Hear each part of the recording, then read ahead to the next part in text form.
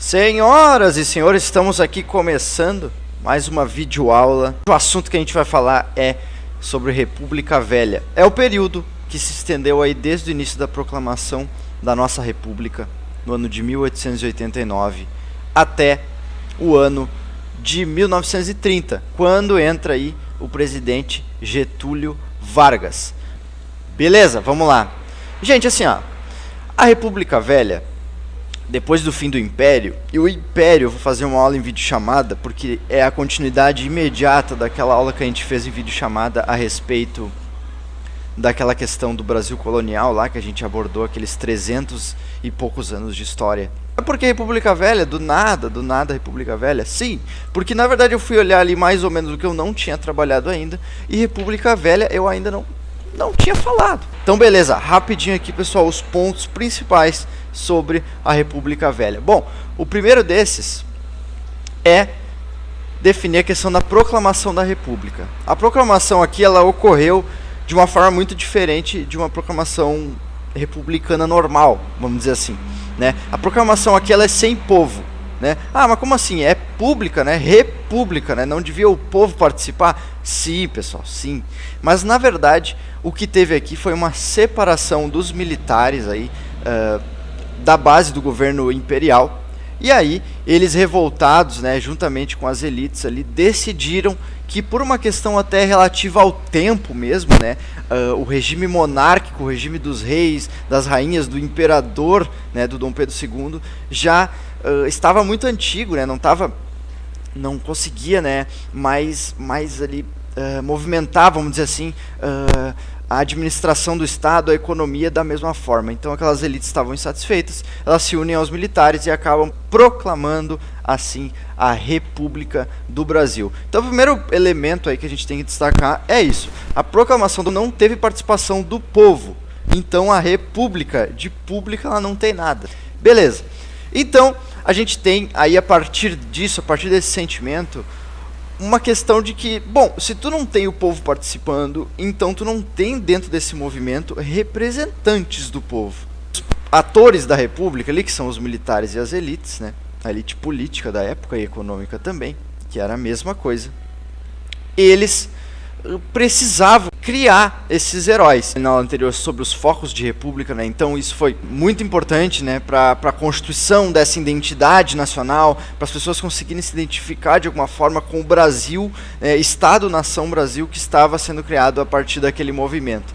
Na verdade é uma forçação de barra, porque eles pegam um monte de caras ali, tipo por exemplo o Deodoro da Fonseca, que é o nosso primeiro presidente, pegam aí o Tiradentes. Ô gurizada, é o seguinte, eu tava vendo o vídeo ali e cortou um baita pedaço, então eu tô gravando esse aqui de outro ângulo, é outro dia na real. Então para complementar, a figura do Tiradentes é uma figura criada, como a gente já trabalhou na aula, assim como a de todos os heróis. Por quê? Porque essa elite, esses militares, como a proclamação da República não teve participação do povo, eles tinham que criar esses heróis para que as pessoas pudessem se identificar, para que as pessoas pudessem se sentir pertencentes àquele Estado-nação que era o Brasil que estava sendo criado. Então é isso, valeu. Beleza, né? Nos primeiros anos de República ali, ou seja, 1889 até 1894, mais ou menos, não entramos ainda no século XX, vamos ter aí dois presidentes da República, né? Os primeiros, Deodoro da Fonseca e o Marechal Floriano Peixoto, que vão ser militares. Então esse momento vai ser conhecido como República da Espada, porque os militares eles assumem esse poder e governam, caracterizando quase como uma ditadura inicial, sabe? Porque eles tinham ainda muitos elementos da monarquia, eram caras que trabalhavam para o exército da monarquia, e eles então tinham vários elementos que eles não conseguiam assim fazer essa revolução, vamos dizer assim. Por exemplo, a bandeira do Brasil é a bandeira verde e amarela com as cores do Império, né, pessoal? Com as cores da família real, na verdade, né? E depois se cria toda essa ideia de que o azul é não sei o que, o verde são as matas, o ouro é as riquezas. Não é nada, na verdade são as cores do Império. E o Deodoro da Fonseca, o nosso primeiro presidente, não deixou trocar aquela bandeira original, só o símbolo do meio ali, que daí colocaram ordem e progresso e tudo mais.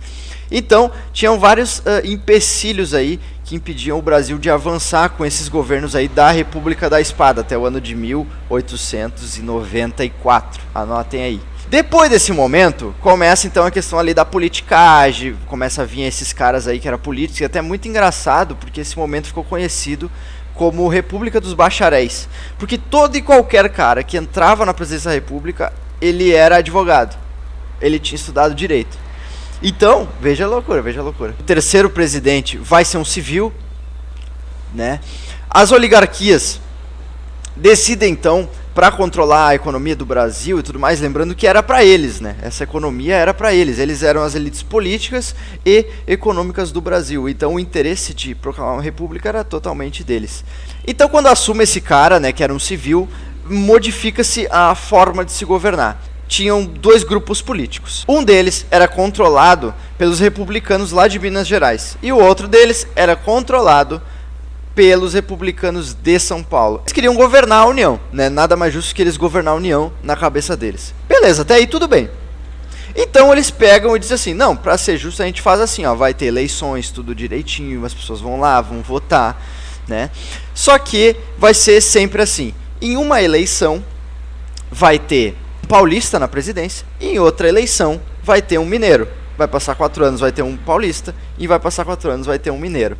Ou seja, vai ser a república do café com leite, né? Café, porque São Paulo era conhecida pela exportação de café, e leite, porque Minas Gerais ali tinha muito gado, né? Então eles vão, né, tocar esse modo de fazer política muito corrupto, né? A corrupção, ela estava dentro do sistema político da época, né? Veja só, veja o quanto isso é pior do que hoje. Entende? Hoje a gente ainda tem como investigar e tudo mais. Naquela época não existia como. Então, de fato, ocorria essa transição entre os poderes de Minas Gerais e São Paulo. Isso se dava o nome de República do Café com Leite. Talvez seja o elemento mais importante para a gente definir a República Velha, pessoal. Então isso aí tem que estar na cabeça de vocês. República Velha é República do Café com Leite. Corrupção dentro do sistema político. Como é que vai ser a questão dos votos? Quem é que vai votar? Bom, só 3% da população do Brasil votava na época, pessoal. Só 3%, ou seja, só as elites, né? Então tu tinha uma série de empecilhos ali que impediam as pessoas de votar. Por exemplo, tu tinha que saber ler e escrever, tá ligado? E ninguém sabia naquela época. Isso que é o brabo. Mas beleza. E aí tu tinha um negócio que chamava voto de cabresto, que acontecia em razão do coronelismo. Os coronéis, pessoal, eram pessoas que comandavam ali certas regiões do país, né? Isso garantia para eles os votos na eleição, né? Deputados, prefeitos, enfim, né? Todo esse pessoal aí. Isso é uma prática, na verdade, que a gente vê em muitas cidades do Brasil até hoje, pessoal. Isso é muito triste, na verdade, porque hoje as pessoas deviam ser mais conscientes em relação à política, eleger políticos ali que realmente façam bem para as pessoas, né? Então, nessa época era natural, normal, como eu falei, a corrupção fazia parte do sistema político da época. Então era natural, era normal ter essa questão do voto de cabresto. Então, só frisando aqui, pessoal, vamos ler a pauta aqui. O método político era totalmente baseado em períodos coloniais, com clientelismo, ou seja, a pessoa ficava presa, aquele candidato ali dentro daquela região, né? Então, o cara ia lá, obrigava ela a votar, né, nele e tudo mais. Então a prática do coronelismo contribuía para a não participação política do povo brasileiro. Então o pessoal não tinha consciência de fato do que acontecia ali. Depois desse elemento a gente tem as revoltas da República. Só que eu vou falar para vocês o seguinte, não vamos trabalhar ela aqui, eu vou gravar uma videoaula especial, tanto as revoltas da República quanto as revoltas regenciais são pontos fundamentais para você saber na cabeça de vocês, tá? Para fazer a prova do Enem e a prova da URGS. Então, não cabe aqui, resumidamente, falar. Isso aqui é só um contexto da República Velha mesmo. No ano de 1920, mais ou menos ali, principalmente com a crise de 29, com a crise que assola todos os anos 20 ali, depois da Primeira Guerra Mundial, o sistema político brasileiro vai entrar em crise. E isso vai dar uma abertura, né? Vai abrir margem para entrar novos grupos políticos, inclusive o Rio Grande do Sul, que era uma potência econômica da época. E aí o Rio Grande do Sul vai formar a Aliança Liberal, para que assim eles possam tomar o poder a partir da Revolução de 30 e modificar aí para sempre o sistema político da República Velha